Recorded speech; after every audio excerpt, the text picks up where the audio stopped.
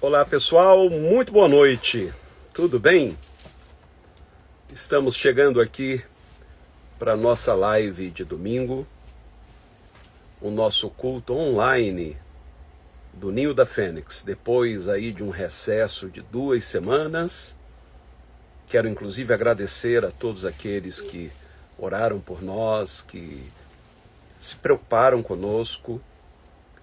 Foram realmente 2 semanas complicadas para a gente, a saúde deu uma oscilada, mas já estamos a 90%. Ainda tem um tantinho para melhorar, mas em vista do que estamos bem melhor. E eu quero lhe dar boas-vindas.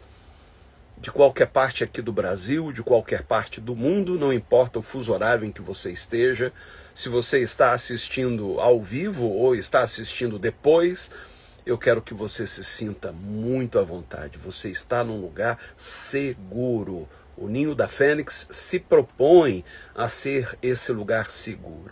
Nós não estamos aqui para falar de religião. Nós estamos aqui para falar de amor. Estamos aqui para falar de Deus. Então, se você tem interesse, tem o desejo de saber mais sobre Deus, aqui é o seu lugar. Mas fique com a gente até o último amém. Gente, não é apenas uma live, é um culto que oferecemos a Deus. Portanto, todos os elementos encontrados no culto, você encontra aqui. A gente vai ter oração, a gente vai ter a palavra, a gente vai ter o louvor. E no finalzinho, a gente tem aquela bênção apostólica, como em todo culto que se preze. Não saia daí sem esta bênção apostólica. Eu tenho certeza que esta semana nos reserva boas surpresas. E no finalzinho a gente vai estar orando juntos. Aliás, a gente começa orando e termina orando. Aqui, nosso querido irmão está perguntando se hoje teremos a ceia do Senhor. Hoje não. Mas semana que vem, sim. Domingo que vem, nós vamos celebrar a Santa Ceia e todos são muito bem-vindos à mesa do Senhor. Vamos orar, pessoal? Pai, nós te damos graças por nos permitir estar aqui mais uma vez, cobertos sob o manto do teu amor, dos teus cuidados. Pedimos que teu doce Espírito, como sempre tem feito, nos conduza ao longo do culto que ora oferecemos a ti, Senhor. Que as palavras que aqui forem ministradas encontrem guarida em cada coração e nos transforme. Sim, esse é o nosso desejo. Ser transformados, nos tornar um pouco mais parecidos com aquele que é a nossa grande referência, nosso mestre, nosso Senhor e Salvador Jesus Cristo. É em nome dele que nós oramos, para a glória de Deus, nosso Pai, para a glória do Pai, do Filho e da Divina Ruá, o Espírito Santo. Amém e amém. Nós vamos louvar a Deus com uma canção cuja letra eu compus alguns anos atrás. Essa semana eu estava me lembrando, tem muito tempo que eu não a canto.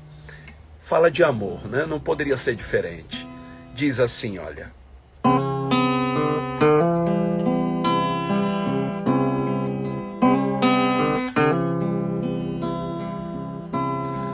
Não se enaltece, nem se vangloria, se é o que permanece, o que mais nos importaria.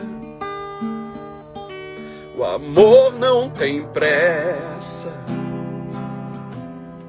não se esconde, nada há que o impeça aqui e ali, não importa onde. Tal qual um rio flui sem parar, nunca se esgotará.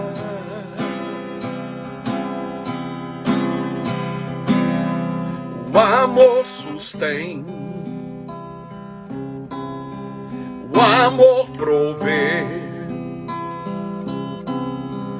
muito além do que se possa ver. O amor protege, sempre espera.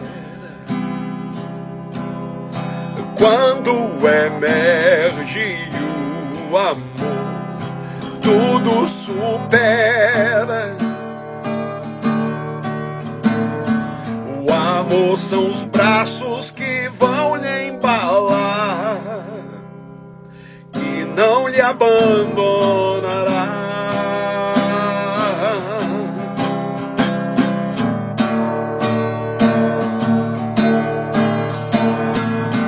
Se o meu coração me trair,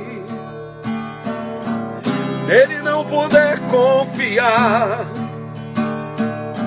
se o céu sobre mim cair, nada é maior que o amor, maior que o amor.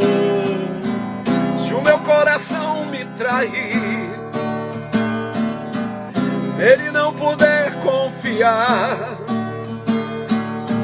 se o céu sobre mim cair, nada é maior que o amor, maior que o amor.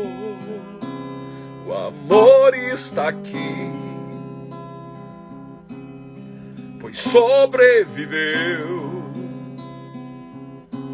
Ele é o sentido que o mundo não percebeu. O amor está aqui, pois sobreviveu. Ele é o sentido que o mundo não percebeu. O amor é um rio que flui sem parar. O amor são os braços que vão lhe embalar. O amor lhe solta pra você voar, não lhe desapontará.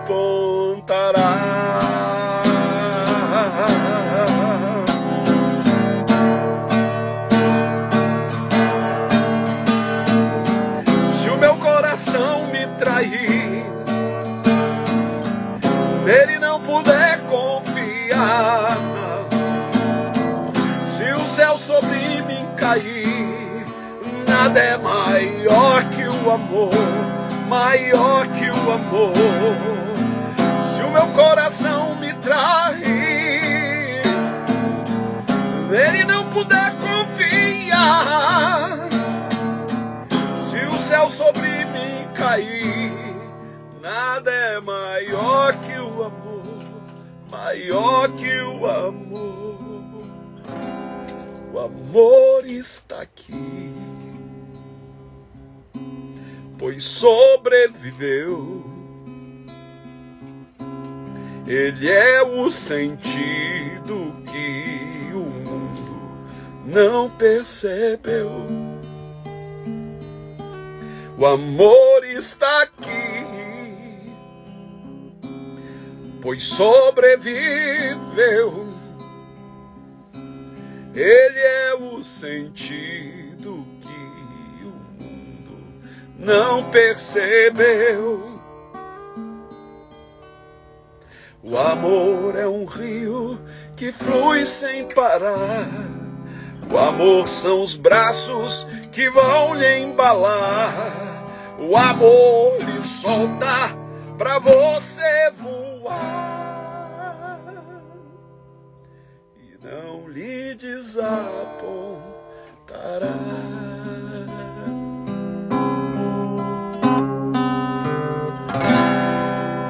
Isso é o amor.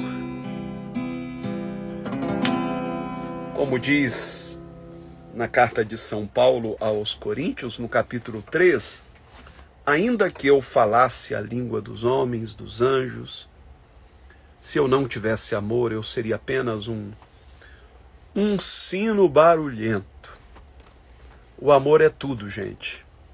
O amor não é apenas um dos muitos assuntos do Evangelho. O amor é o coração do Evangelho. É pena que se fale tão pouco de amor, né? A gente perde tanto tempo falando de outras coisas e acaba perdendo de vista o que é essencial. Hoje nós vamos dar continuidade àquela série sobre emoções. Nós começamos algumas semanas atrás, a gente até aproveitou aí o sucesso do filme Divertidamente para tratarmos das emoções tratadas tanto no filme número 1 quanto na sua continuação, né, no Divertidamente 2. Hoje nós deveríamos encerrar, se nós ficássemos só naquelas emoções, encerraríamos hoje. Mas não vamos ficar só nas emoções do filme Divertidamente. Na semana que vem nós vamos falar sobre surpresa. E na semana seguinte vai ser a coroação, né? Vamos falar sobre a maior de todas as emoções, que não é, inclusive, meramente uma emoção, é um sentimento. Se bem que eu já vi muita gente dizer por aí que não é. Eu já vi pregadores de renome dizer que o amor não é um sentimento. O amor é um sentimento, sim. E nós vamos falar sobre ele daqui a 2 semanas. Então, semana que vem, surpresa. Não é que vocês terão uma surpresa, é que o assunto vai ser esta emoção. Que, diga-se de passagem, é a emoção que Deus, enquanto Deus, jamais teve. Ele nunca se surpreendeu. Foi necessário que ele se humanizasse, se tornasse um de nós, para que ele pudesse se surpreender. E é muito interessante, né? Quando você vê nas páginas do Evangelho, Jesus se surpreendendo, dizendo, eu nunca vi tanta fé, nem em Israel. Ele estava surpreso. Quando ele disse, quem me tocou para que de mim saísse virtude? Ele estava surpreso. Semana que vem a gente vai falar sobre esta emoção extraordinária. Mas hoje, gente, eu vou falar sobre tédio.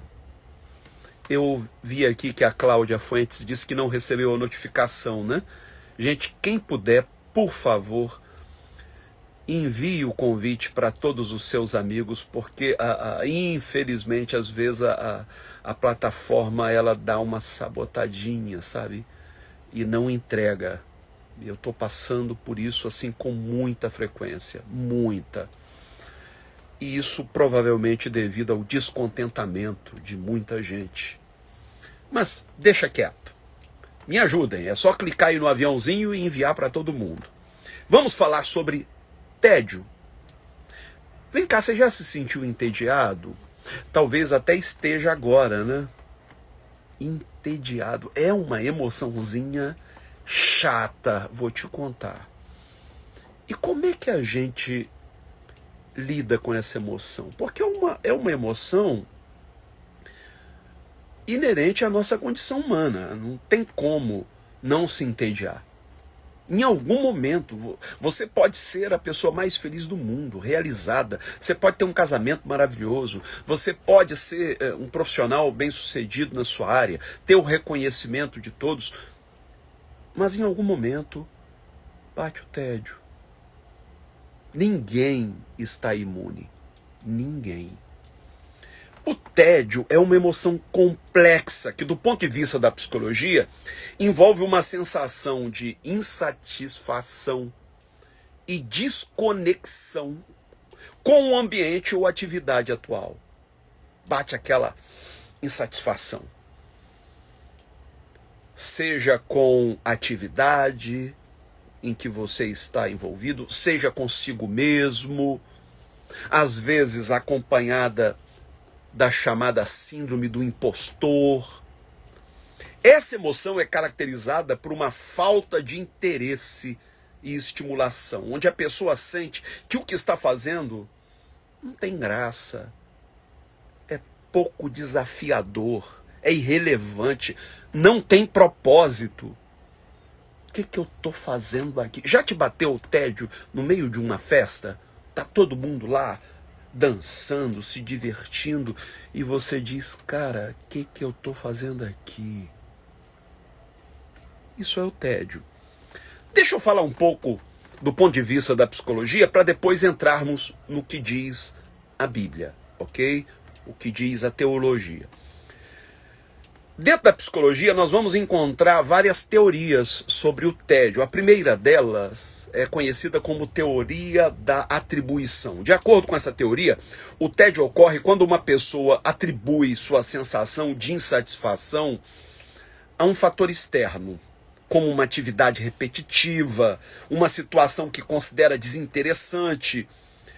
Isso pode levar à busca por mudanças ou novas atividades que possam trazer mais satisfação. Da Revolução Industrial para cá, quando muitos seres humanos se tornaram máquinas, pelo menos para o sistema, tendo que repetir as mesmas coisas todo santo dia, atividades que não demandam qualquer criatividade, o ser humano se tornou condenado ao tédio, maior do que o sentido por gerações anteriores. Porque gerações anteriores estavam envolvidas com atividades manuais que requeriam certa criatividade. Muitos tinham que sair à caça ou tinham que plantar. Não eram atividades tão repetitivas como aquelas nas quais nós nos envolvemos da Revolução Industrial para cá. Há uma outra teoria que é a da estimulação, que diz que o tédio pode ser visto como resultado de uma falta de estímulos mentais ou físicos adequados. A mente e o corpo precisam de um certo nível de desafio e novidade para se manterem engajados. E a ausência disso pode levar ao tédio. Uma pergunta que é recorrente na minha prática clínica é: qual foi a última vez que você fez algo pela primeira vez? Porque o ser humano tem essa necessidade, sabe, de experimentar, de se aventurar, de se desafiar. Caso contrário, lá vem o tédio.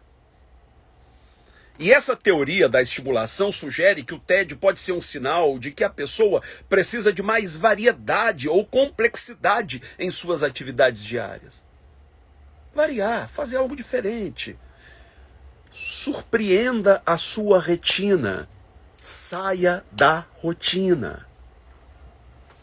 A terceira teoria psicológica sobre o tédio é a do fluxo, que propõe que o tédio surge quando há um descompasso entre as habilidades de uma pessoa e as demandas de uma tarefa. Se a tarefa é muito fácil, a pessoa pode se sentir entediada. Ah, é isso? Isso aí eu faço até de olhos fechados. Ela entra no piloto automático, sabe? Não há mais um envolvimento emocional naquela atividade. Se for muito difícil, ela pode sentir ansiedade no lugar do tédio. O estado ideal, segundo essa teoria, é o fluxo, onde há um equilíbrio entre o desafio e a habilidade. A quarta e última teoria é a existencial, é a mais complexa.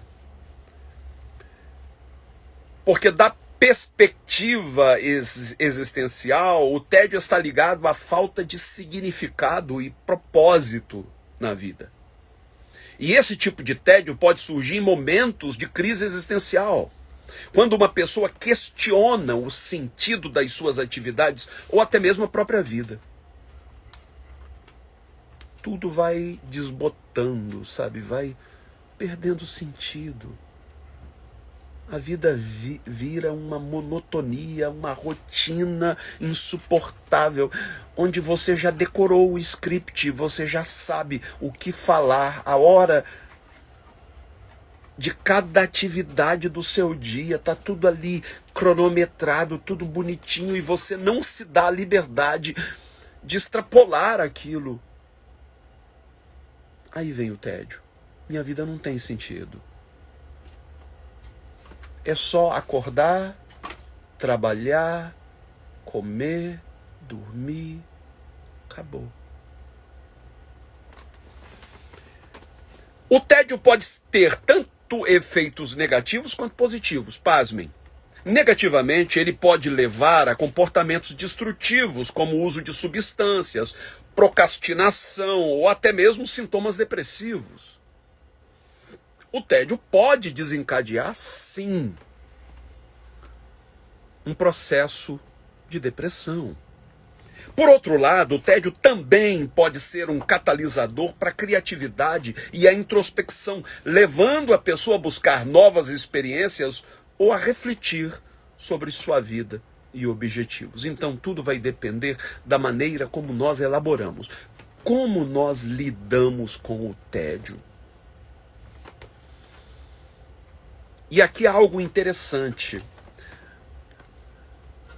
Porque se num extremo está o tédio, no outro extremo pode estar o estresse. A saúde mental mora em algum lugar entre esses extremos. Não dá para viver entediado o tempo inteiro. Eventualmente, é comum. Todos passamos por isso. Como não dá para viver estressado o tempo inteiro. Há que se encontrar um equilíbrio. Agora, o que diz a Bíblia, gente? Embora o tédio não seja mencionado explicitamente, a Bíblia incentiva a busca de propósito e significado. E é isso que vai resolver o problema do tédio. Não é simplesmente você romper com a rotina. O romper com a rotina pode ser um paliativo, pode ajudar momentaneamente, mas eventualmente o tédio vai voltar. Então há que se encontrar um propósito, um significado. A vida tem que ser mais do que isso.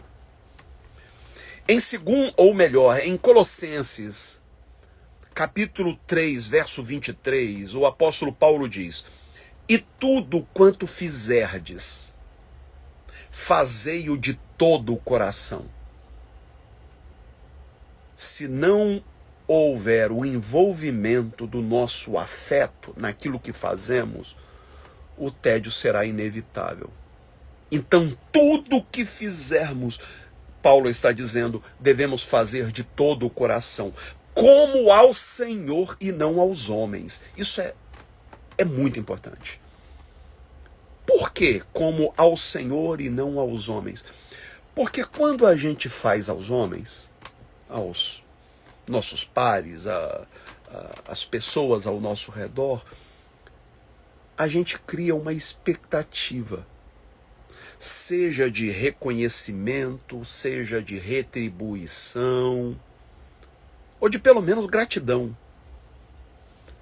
Quando esta retribuição, este reconhecimento e esta gratidão não vem, desanda tudo. A gente começa a se perguntar, então para quê? Se ninguém reconhece, se ninguém percebe o quanto eu me empenho, se as pessoas não estão nem aí, nem para dizerem um obrigado. Então, se você vive em busca disso, se isto é o propósito da sua existência, eventualmente você vai se frustrar, porque nem sempre a gratidão virá, nem sempre haverá retribuição, recompensa.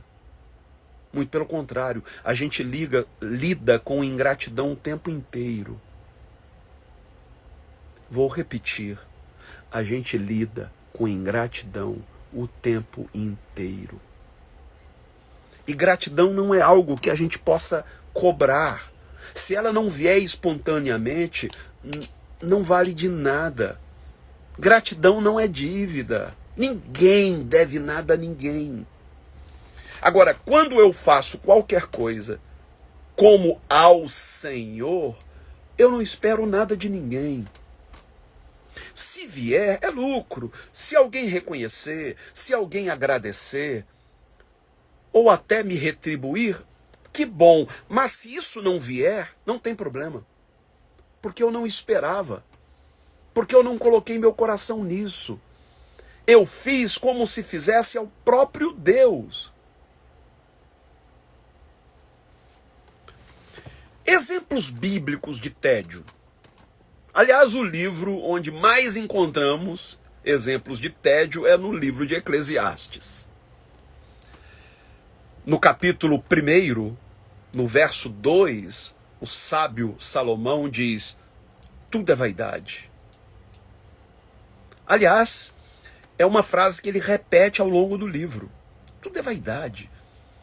A gente entende vaidade hoje como alguma coisa ligada à estética. Fulano é vaidoso, isto é, gosta de se cuidar, né, cuidar da aparência.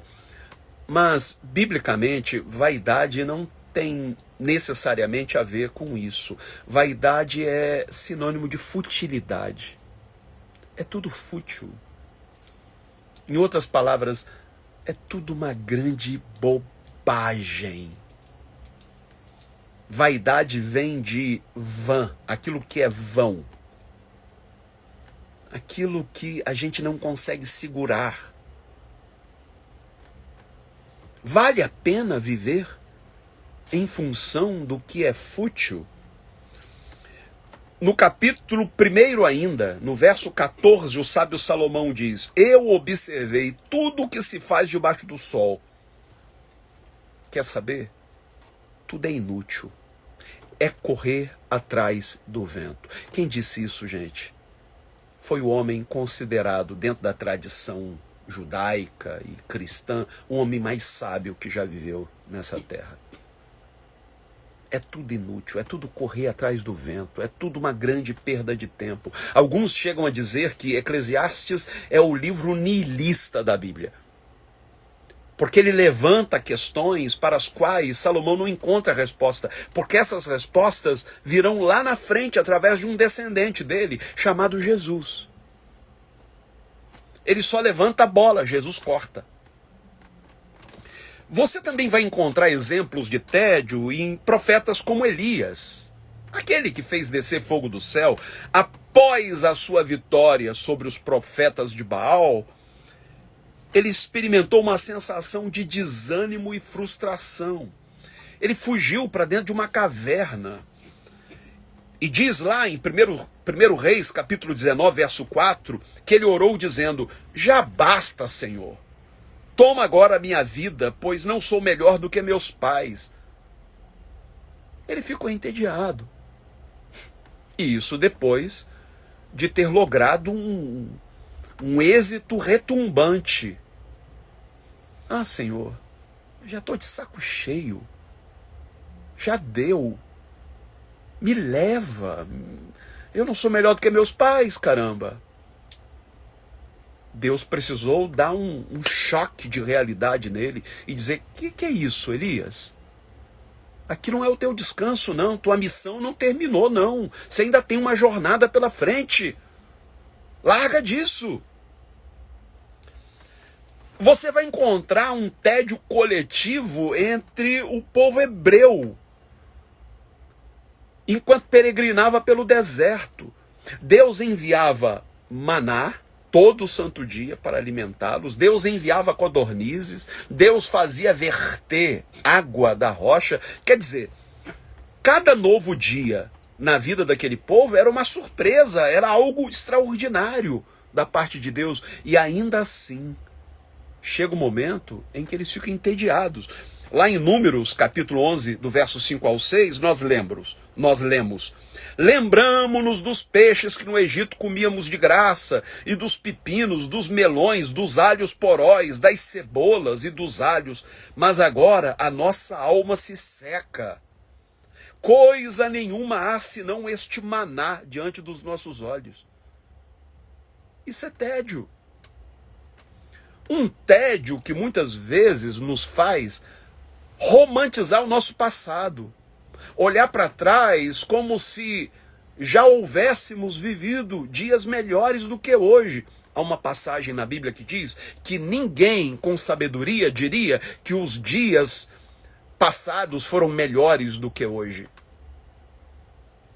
Não, não é verdade. É porque a gente romantiza. O tédio nos faz romantizar o passado.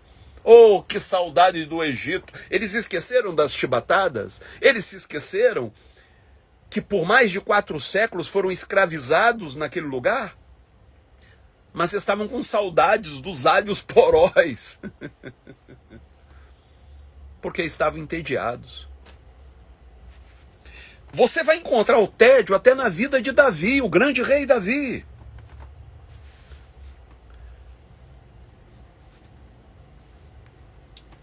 Em 2 Samuel capítulo 11, eu não vou ler para vocês, mas todos vão lembrar, quando Davi envia os seus homens para a guerra, e pela primeira vez ele fica em casa.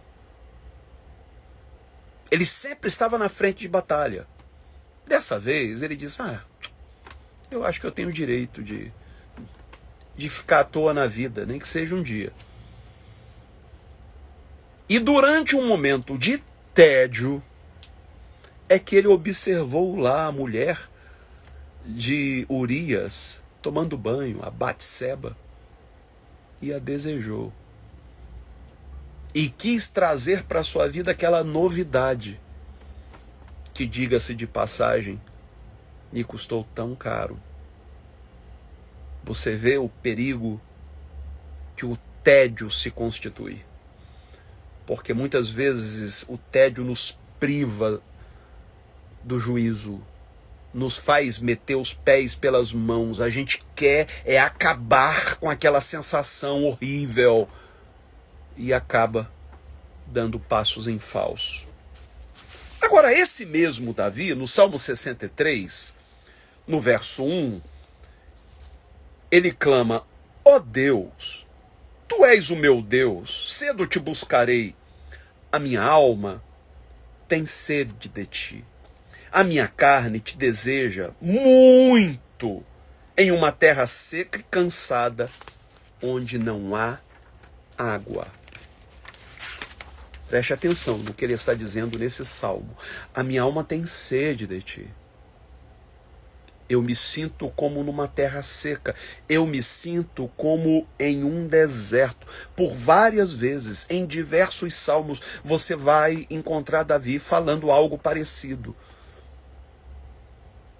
Ele diz lá, como a corça anseia pelas águas, assim a minha alma anseia por ti. Ele estava vivendo num momento de tédio tão avassalador que a melhor analogia que ele encontrava era do deserto. Eu me sinto numa terra árida. A minha minha língua está se apegando ao meu palo, porque eu estou sedento e eu sei que só há uma maneira de me saciar. É o Senhor. Em situações como esta, em que a gente se sente num deserto, a tendência é que a gente busque um oásis. Se imagine num deserto, numa terra árida. Para onde você olha, você só vê dunas de areia. Um lugar seco. O seu suprimento de água acabou.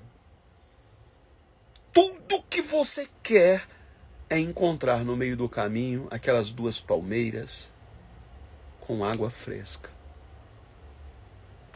Só que aí, os seus sentidos lhe pregam uma peça. Você olha na linha do horizonte e vê lá as palmeiras e diz, um oásis, finalmente eu vou me saciar, e dispara correndo. Reúne todas as suas forças para conseguir escalar aquelas dunas de areia e mergulhar nas águas cristalinas daquele oásis que se insinua diante dos teus olhos no horizonte. Mas quando você mergulha, você rala o peito na areia, porque não era um oásis, era uma miragem. Você sabe a diferença entre o oásis e a miragem? Só o oásis resiste a uma aproximação. A miragem não. Quando você avista um oásis de verdade, quanto mais você se aproxima, mais real ele se revela. Ele não vai fugir. Ele não vai se dissipar. Agora, a miragem, ela só é real à distância. Ela é real para os teus sentidos. Mas quando você se aproxima, ele evapora. Quantas vezes, na busca da cura, do antídoto contra o tédio, a gente acaba mergulhando de cabeça em miragens. A gente aposta as últimas fichas num relacionamento, ou num negócio, em qualquer coisa, como se aquilo é que fosse resultar numa retomada da nossa vida, sabe? Como se aquilo nos libertasse das amarras do tédio. E de repente a gente percebe que não era tudo aquilo. Era só uma miragem. Não era real. Isso me remete àquele episódio em que Jesus se encontrou com uma mulher samaritana à beira de um poço. Jesus, judeu não falava com os samaritanos. Jesus se aproxima e pede água. Você poderia me dar água? E ela diz, opa, você é judeu? Como assim? Eu sou samaritana, você não tinha que estar falando comigo? Aí Jesus disse, você não sabe com quem você está falando. Porque se você soubesse, quem estaria pedindo água era você. Porque esta água que você tira do poço resolve o problema na hora. Mas daqui a pouco você volta a ter sede. Agora, a água que eu ofereço, quem bebe dela nunca mais tem sede. Ela não entendeu. Ela não conseguiu abstrair. Ela diz, espera aí, como assim? O senhor não tem nem como tirar água do poço? O senhor não traz aí um cântaro? Como é que o senhor vai me oferecer uma água viva que possa me saciar definitivamente se o senhor não tem nem como tirar? Aí Jesus diz, chama lá o teu marido. E ela se espanta e diz, espera aí, eu não tenho marido. Jesus responde, agora você disse a verdade. Você não tem marido. Você já teve 5. E agora, o cara com quem você está não é seu marido. O senhor é um profeta. Agora ela entendeu de que sede Jesus estava falando. Aquela mulher já havia se deixado levar por 5 miragens. Ela entrou em 5 relacionamentos. Gente, se hoje, no século 21, uma pessoa que já passou por 5 casamentos é vista sempre assim, né, com uma certa... Que isso? 5 vezes? Eu lembro do Chico Anísio, né? Chico Anísio foi casado, eu acho que 6 vezes. Aí uma vez ele escreveu um livro sobre como ser feliz no casamento e uma jornalista perguntou, como é que você pode falar sobre isso já tendo sido casado 6 vezes? E ele teria respondido, justamente por isso. Eu sei onde eu falhei. A gente coloca expectativa demais. A gente espera que alguém nos tire do tédio para sempre. Que alguém venha saciar todas as nossas carências. Gente, o único capaz de nos saciar plenamente é Deus. Pode parecer clichê, mas não é. Blaise Pascal dizia que o homem tem dentro de si um buraco, um vazio do tamanho de Deus. Trocar de carro não vai resolver o problema. Trocar de emprego não vai resolver o problema.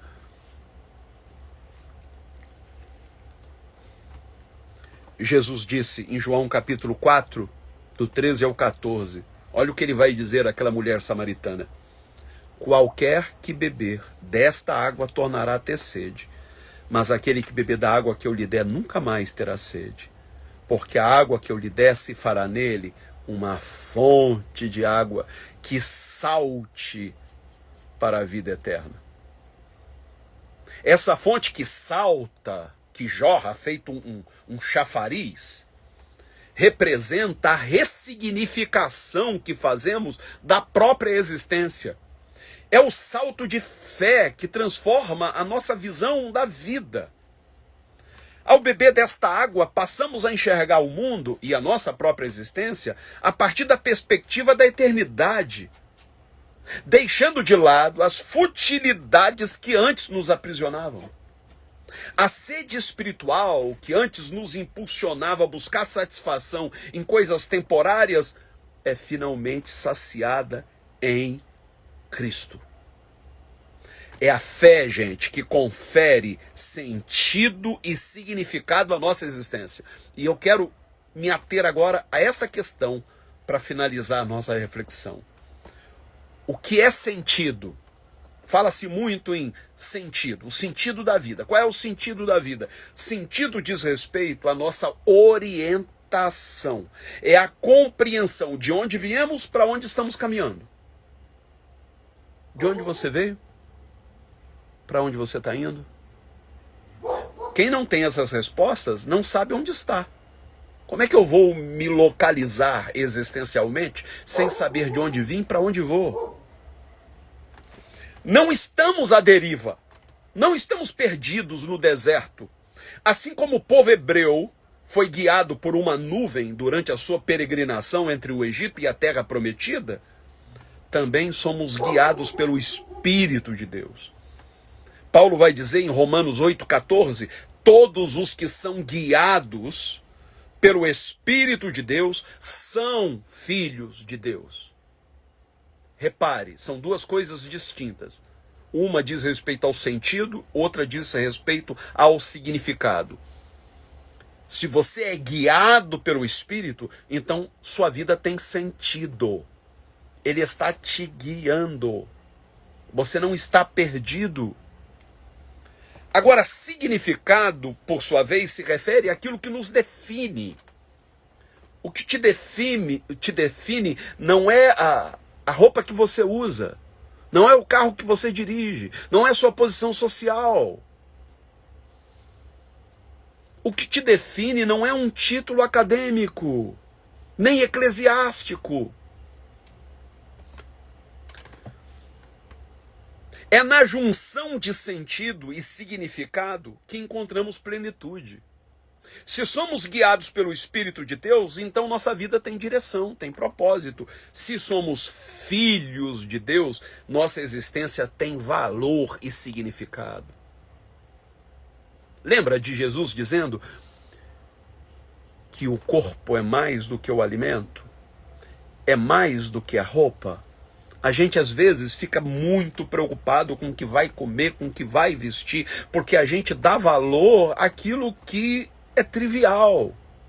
Não que essas coisas não tenham valor, mas o que define o seu valor é muito mais do que essas coisas. Nós não somos definidos pelas circunstâncias. E se nos apegarmos apenas às situações ao nosso redor, nós vamos cair no tédio. Se nos basearmos na percepção que os outros têm de nós, inevitavelmente nós vamos nos sentir insatisfeitos. Nunca vamos conseguir atender a todas as expectativas que nos são impostas. Quando atentamos para aquilo que Deus diz a nosso respeito, encontramos finalmente o propósito genuíno em nossa vida. Você lembra das palavras que Jesus ouviu do Pai quando ele estava descendo as águas do batismo? Este é meu filho amado em quem eu me agrado. Lembra disso? Quando ele vai para o deserto, levado pelo Espírito, porque ele era guiado pelo Espírito o tempo todo, como nós devemos ser. Mas lá no deserto ele é tentado pelo diabo. E na primeira tentação, o que é que o diabo coloca em xeque? O significado. Se você é filho de Deus, transforma pedras em pães. Não faz sentido ficar com fome se você tem poder de transformá-las em pães. Se Jesus não houvesse ouvido do Pai no seu batismo, este é meu filho amado, ele provavelmente teria sido presa fácil diante daquela tentação, mas ele sabia quem ele era. Ele não tinha que provar, nem para ninguém, nem para si mesmo. Você não tem que provar nada para ninguém. Você não deve satisfação de quem você é para ninguém. Lembra do apóstolo Paulo dizendo: é pela graça de Deus que sou o que sou, a graça de Deus me banca. Então pensem o que quiser pensar.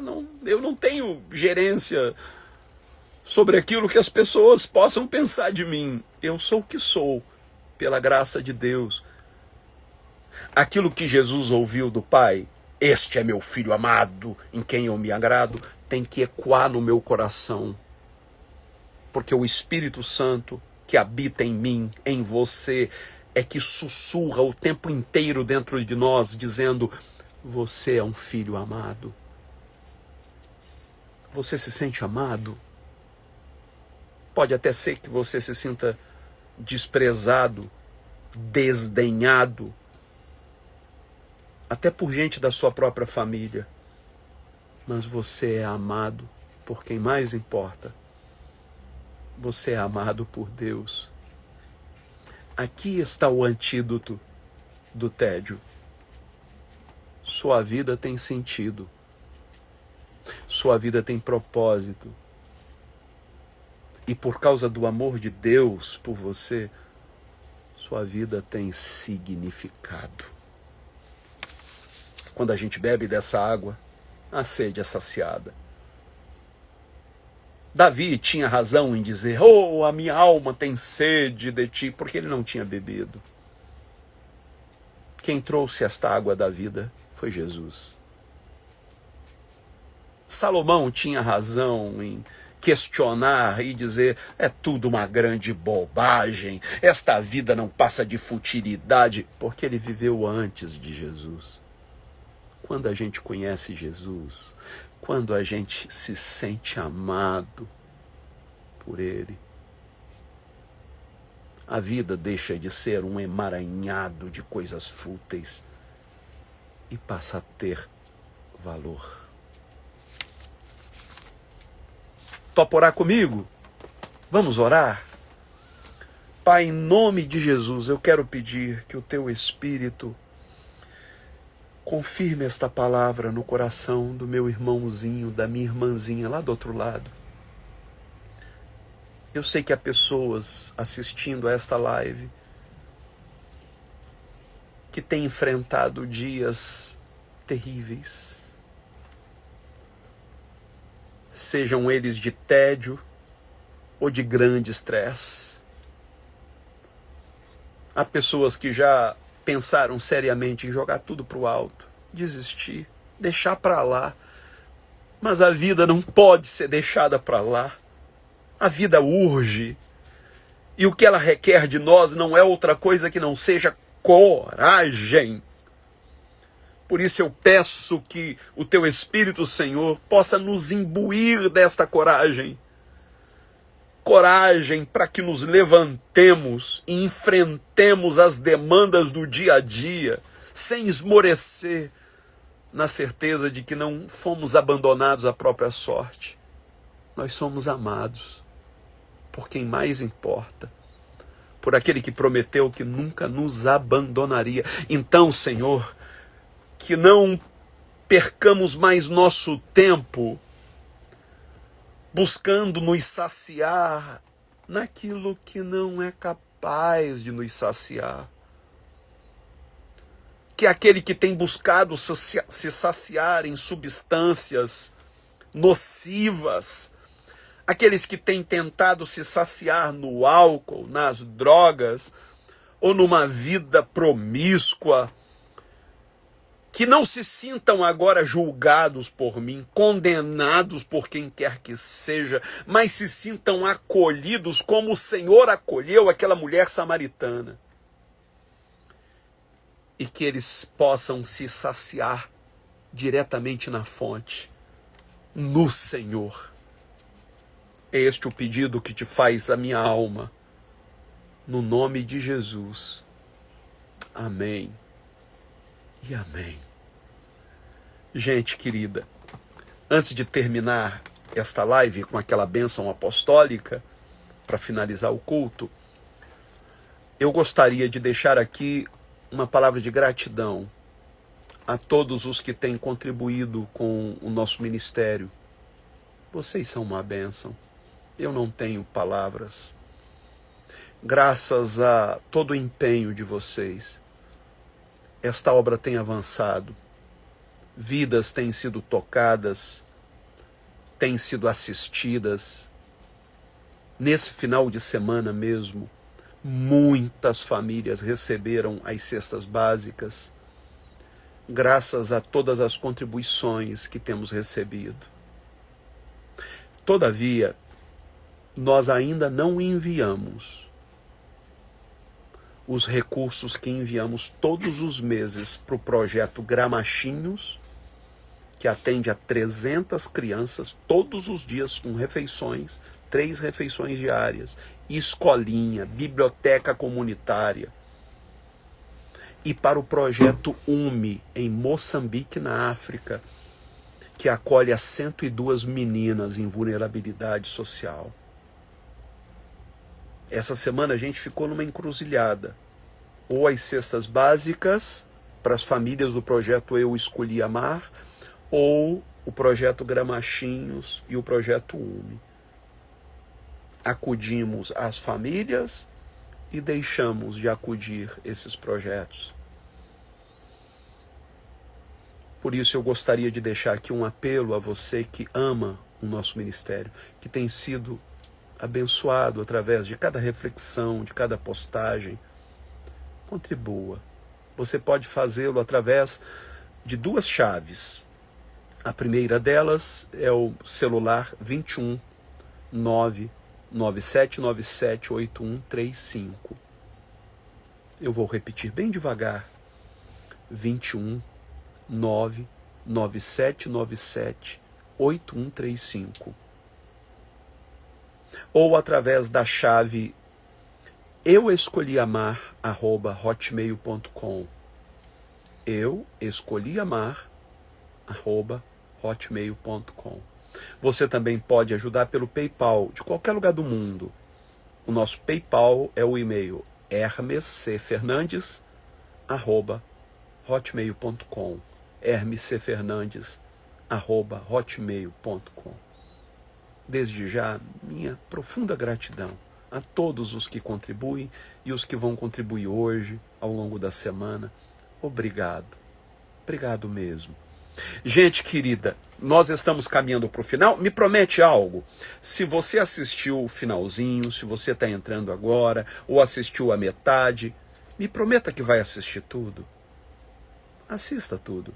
Vai te fazer tão bem, vai abençoar tanto a sua vida. E marque alguém, assim que nós publicarmos a live, volta lá e curta. Isso faz com que o Instagram entregue a um maior número de pessoas. Não deixe de curtir, de dar o seu boa noite. Estou contando com você, olha lá, hein? E uma outra coisa, gente. Essa semana eu lancei um livro novo na Amazon e que está concorrendo a um prêmio literário.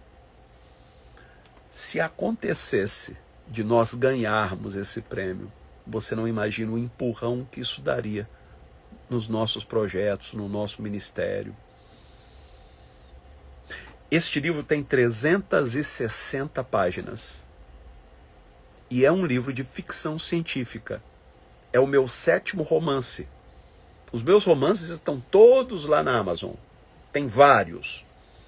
Tem um de 620 páginas, que é o Brodeslaw. Brodeslaw e o Labirinto dos Sentidos. É um livro muito interessante, muito mesmo. Um livro de fantasia. E esse que eu lancei ontem se chama Hyperion e o Segredo de Eva. Hyperion começa com H, Y, P, E, R, I, O, N. Hyperion. É um termo grego. É um dos titãs lá do Olimpo. Hyperion. H-Y-P-E-R-I-O-N. e O Segredo de Eva. É uma ficção científica, tem 360 páginas, e eu tive a colaboração da minha esposa, que fez a revisão comigo várias vezes. Gente, foi uma correria, porque ontem era o prazo para o lançamento. E ela fez a revisão comigo e me deu muitas sugestões e encontrou algumas inconsistências, muitas inclusive, e a gente ia lá e corrigia. A gente escreveu este livro, eu e ela praticamente. É o segundo livro que tem o apoio dela, o Brothers Law, e esse do Hyperion. Leiam. Vai surpreender vocês. Muita coisa que às vezes a gente não diz aqui, abertamente, até para não causar escândalo em alguns, né? A gente diz protegidos pelo manto da ficção. Então leiam. Tem um outro livro meu primeiro romance, se chamava inclusive Ninho da Fênix. Eu mudei o nome, agora é Oráculo da Fênix. Oráculo da Fênix. Leiam. Procurem no Amazon os meus livros. Tem 50, eu acho que tem mais. Agora inteirou 51 livros meus na Amazon. Tanto de ficção, de romance, quanto livros de psicologia e teologia. Tem livros sobre depressão, tem livros sobre... Nós estamos em Setembro Amarelo, não é isso, amor? Setembro Amarelo? Tem livros sobre o assunto de Setembro Amarelo, que é Viva e Deixe Viver. Livro muito importante, falando sobre o assunto do ponto de vista psicológico e teológico. Leiam. Quando você lê um livro nosso pelo Kindle, um e-book, você está ajudando o nosso ministério. Quando você adquire um livro impresso nosso, que nós enviamos pelo correio, sem custos adicionais, você está ajudando o nosso ministério. Nós temos vários títulos impressos e dezenas de títulos em formato digital. O que é que você está esperando? O Rastro da Serpente é um livro onde eu falo sobre batalha espiritual. Lancei tem poucos dias. Interessantíssimo. Leiam. Eu conto com o seu apoio. Tá bom?